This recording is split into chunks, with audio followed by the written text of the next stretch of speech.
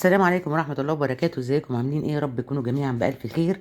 النهارده ان شاء الله بعد العيد الصغير معدة كده، والواحد نفسه زهقانة من الاكلات ومن الخضار والطبيخ والنواشف والحاجات. قلنا نروح بقى لحبيبنا وحبيب المصريين كلهم، الكشري. احلى وصفة كشري ممكن تاكلوها في حياتكم. تعالوا بينا نشوف عملناها ازاي بعد ما نصلي ونسلم على سيدنا محمد عليه افضل الصلاة والسلام، ونخش على الفيديو ونشوف العظمة دي طلعت معانا بالجمال ده ازاي. كل الشغل ده ما خدش معانا نص ساعة. يلا بينا على الفيديو نشوف عملناه ازاي. السلام عليكم ورحمة الله وبركاته. ازيكم حبايبي عاملين ايه؟ يا رب تكونوا جميعا بألف خير. النهارده ان شاء الله راجع لكم فيديو جديد هنعمل فيه حبة كشري زي ما قال الكتاب، حاجة كده عظمته. هنعمل ايه؟ ادينا حمرنا الشعرية وغسلنا الرز، وهننزل على الشعرية بعد ما اتحمرت خدت لون حلو. وهنا حطينا المية عشان نسلق المكرونتين هنسلقهم مع بعض، اللي هي السباكيتي والمرمرية الصغيرة. وهنا حطينا الطماطم مع بصلاية مع معلقة توم مفروم مع قرنين فلفل رومي، وهنسيبهم يغلوا مع بعض شوية وبعدين هنضربهم عشان نعمل الصلصة.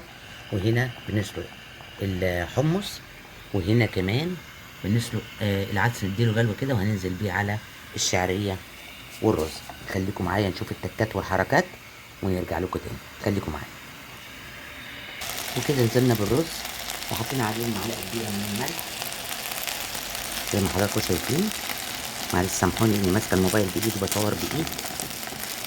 فكده مش هنحط بقى عليه العدس ليه؟ لانه عندي بنات ما بيحبوش بالكشري بالرز، بيحبوه مكرونه بس، فانا هضطر احط العدس على المكرونه. يلا هنسقي الميه وهنغطيه ونسيبه يستوي ونكمل مع بعض بقيه الخطوات، خليكم معايا. هنا حبايبي المكرونه بسم الله ما شاء الله استوت معانا، يعني خلاص كده هنصفي. حطينا اتنين مع بعض، المرمريه والسباكيتي، هنصفيهم. وهنا الرز اتشرب ودخل على سوا اهو، يلا ما شاء الله. وهنا برضو الحمص قرب يستوي، ونكمل بقيه الخطوات مع بعض، خليكم معايا. وهنا حبايبي حطينا الطاسه فيها الزيت، وهنعمل حاجه عظميت والولاد كلهم بيحبوها. قطعنا العيش مكعبات زي ما حضراتكم شايفين كده، وهننزل بيه هنا في الزيت نقلبه يتحمص معانا، وبعدين هنرش عليه سنه من الملح والبابريكا والكمون، وهنسيبه على جنب كده مقبلات جنب الكشري. في ناس بتحبها وناس لا، بس هي الحقيقه من الحاجات الحلوه قوي مع الكشري. ممكن كمان طريقه تانية الناس اللي بيعملوا دايت او مش عاوزين كميه الزيت في العيش، والعيش ما بيشربش زيت. نرش عليه كده بتاع معلقه زيت ونقلبه وندخله الفرن تحت الشوايه، هيبقى معانا في منتهى الجمال. بعد ما طلعنا الزيت كنا مجهزين معانا البصل مقطعينه جوانح بالشكل ده هو طرنشات، وكمان حطينا عليه معلقتين من الدقيق وحبة من الكمون ومعلقة من صغيرة من الملح. هناخد منه كمية كده هننزل بيها في الطاسة، مش هنحط كتير عشان نديله ايه فرصة انه يتحمر بطريقة كويسة. يعني دول 3 بصلات هنقسمهم على مرتين، هنسيبه يتحمر عبال ما نضرب الطماطم ونرجع له تاني، خليكم معايا. هنا حبايبي العيش بعد ما حمصناه هننزل عليه برشة كده من الملح المبهر، رشة خفيفة خالص، وكمان سنة من الكمون.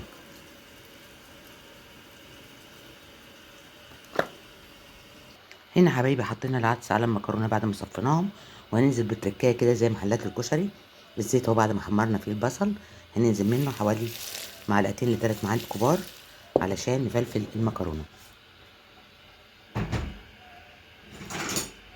بالشكل ده، وهنقلب كل المكرونة عشان تاخد الطعم.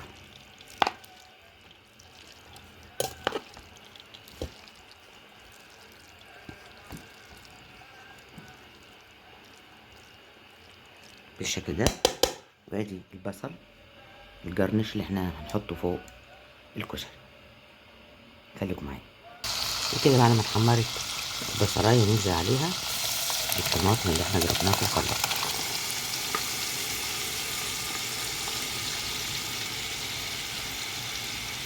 في ناس بيعملوا تومه طبعا وعليها خل، احنا حاطين الخل في الدقه بتاعه التوم، فمش محتاجين نحط هنا لا توم ولا شطة.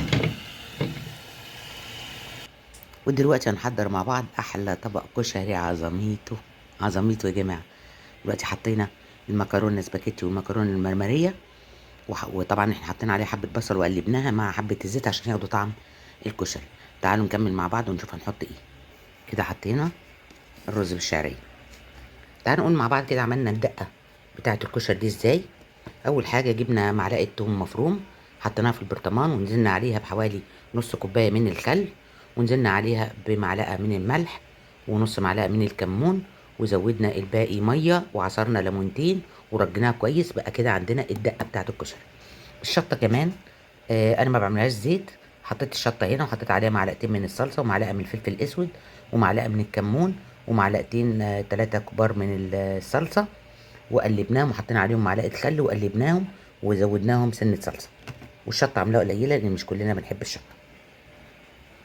يلا بينا نشوف هنعمل بقيه العظمه دي ازاي. كده بعد ما خلصنا حطينا عليها البصل وحطينا الصلصه والشطه والدقه وحطينا الحمص، ومعانا طبعا هنا العيش المحمص.